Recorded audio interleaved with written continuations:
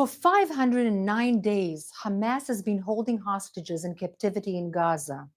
63 hostages remain in the terror dungeons. Hi, everyone. I'm Ruth Wasserman Lande.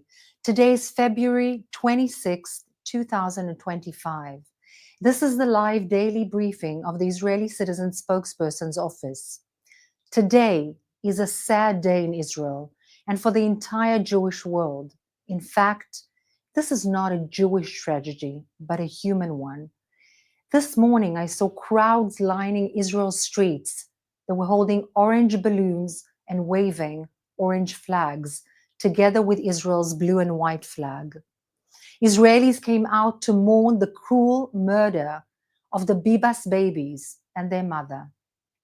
Israelis came out to embrace their father, who was himself freed from Hamas captivity after 500 days, only to find out that Hamas have murdered his two boys and their mother, strangled. The Bibas babies were the youngest hostages taken by Hamas. Unfortunately, they were not the youngest executed or mutilated. It is clear to Israel's people and to much of the world, Hamas are monsters. Hamas child murderers cannot be Israel's neighbors, and they must not have any future in Gaza or anywhere else. Egypt understands this, hence they don't want them in their territory. Jordan understands this, hence they don't want them in their territory. In fact, nobody wants them in their territory. Hamas is openly preparing for more war so it can do yet another October 7th. They film themselves roaming the streets of Gaza with weapons and uniforms. They make no secret of their ambitions. They continue to radicalize and indoctrinate their population and their children to hate and terrorize Israel, the Jews, and the West. Hamas bought a ceasefire by ransoming hostages, living and dead, for the release of murderers who had performed terror attacks within Israel against civilians, blowing up buses, shopping malls, and more civilian targets. Since Israel's troops left much of the Gaza Strip, Hamas is in fact using the ceasefire to repair tunnels in order to attack Israel, manufacture new bombs and arms in general, recruit and train new terrorists, and torture Gazans to find out who are the spies amongst them. All this with a humanitarian aid which is sent to them by hundreds of trucks on a daily basis. This is as per the reporting of the Wall Street Journal, not myself. Hamas official Osama Hamdan said that the weapons of the resistance are not up for discussion, or in other words, disarming is something which the Hamas terrorist organization is simply not willing to do. Hamas official Hazan Qasem said Israel's demand to remove Hamas from Gaza is laughable. In his words, the resistance will not leave, and disarmament is out of the question. That is why Israel is guided by the following three goals: eliminate Hamas military capability and political rule in Gaza, bring all hostages home, ensure Gaza never again threatens our people. Hamas is not interested in peace. In fact, it exists for war. Hamas only stopped the war today so that they can be ready for yet more war tomorrow. And what about that tomorrow? Everyone is talking about reconstruction. In fact, the World Bank published estimates of reconstructing Gaza, of reconstructing Lebanon. What about the reconstruction of Israel? The Israeli villages that Hamas invaded, occupied, and burned. The Israeli towns that Hezbollah destroyed with anti-tank missiles. The tens of thousands of Israelis who fled their homes after October 7th and have not yet returned. Who is going to pay for the reconstruction of what Hamas and Hezbollah and the Iranian regime destroyed in Israel? We are talking about billions of dollars worth of damage, not to mention the human loss of lives and trauma. Now, Israel pushing Syria jihadis away is also being talked about. Israel told Syria's new jihadi rulers to stay away. Now Israel's jets are pushing them away. In fact, Israel's defense minister said jets struck targets in southern Syria to keep the jihadi regime and other terrorists out of the area. A day earlier, Israel's prime minister said, "We will not allow the forces of Hayat al-Tahrir, Asham, or the new Syrian army to enter the area." He added, Israel would protect the Druze. Jihadis see the Druze as heretics, non-believers. Israel sees the Druze as potential allies. Southern Syria is in fact the Druze homeland, Mount Druze or Jabal Druze.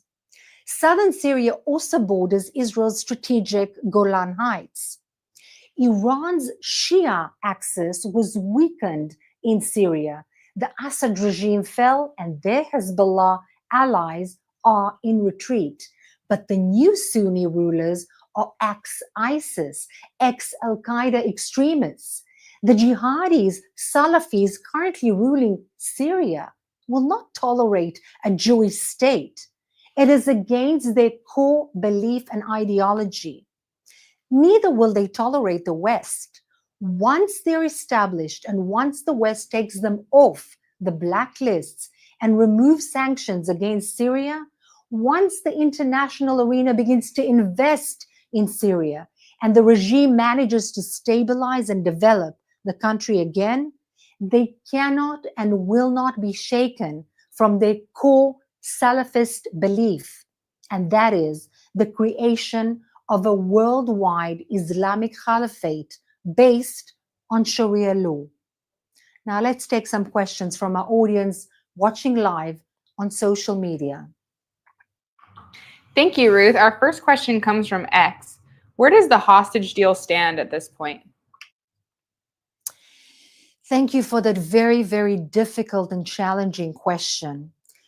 Israel's first and foremost, let's say, prerogative is to bring our people home. Those people that are being tortured and kept by the designated terrorist organization Hamas in the tunnels inside Gaza. And unfortunately, there are difficulties in this negotiation as inherent to any talk with any designated terrorist organization, particularly after the Hamas has received hundreds of truckloads of aid every single day in order to trade with this aid and demand money from their own people in order to be able to rearm themselves. After the IDF has removed itself from the Netzarim corridor so that hundreds of thousands and millions of Gazans can move towards the north part of the Gaza Strip that is closer to Israel's borders. Why? So that the Hamas can embed themselves amidst the civilian population, as they always do, and use them as human shields. Once they receive these demands, they don't really have anything to lose. Why not keep the hostages? And therefore, Israel is at a very, very fragile moment because the leverages that Israel had on Hamas are moving lower and lower. Thank you. Our next question comes from Instagram. What's the situation in Jenin and Judea and Samaria with IDF troops on the ground? Also a very important question. The Iranian regime has been arming the Hamas and the Islamic Jihad inside Judea and Samaria for years. How? By smuggling weapons via Jordanian territory, as if this was some backyard of the Iranian regime, and as against and opposing the Hashemite kingdom's wishes, it used the Jordanian territory to smuggle arms to the Hamas and to the Islamic Jihad in Judea and Samaria, and drugs to the Hezbollah in Lebanon. And what it has done is basically it was funding, arming, training, inciting, and encouraging the terrorists and the jihadis and the Islamists within Judea and Samaria to undermine the actual leadership of Abu Mazen. In other words, what they were trying to do and what they did was create an existence of radical Islam, Palestinians that are armed by the Iranian regime on the border between Judea and Samaria and the Green Line and Israeli villages on the other side. And this is what Israel is currently needing to deal with. The fact that there are always attempts at terrorism, at bombings of civilians, at attempting to export that terrorism and terror into proper Israeli territory. And this is something that cannot be accepted by any country, not only Israel. Thank you. This is our final question. Aviva on Instagram asks, is Egypt continuing to militarize on Israel's border? What do we know about this? So this is a very fragile situation in which this is not perhaps politically correct.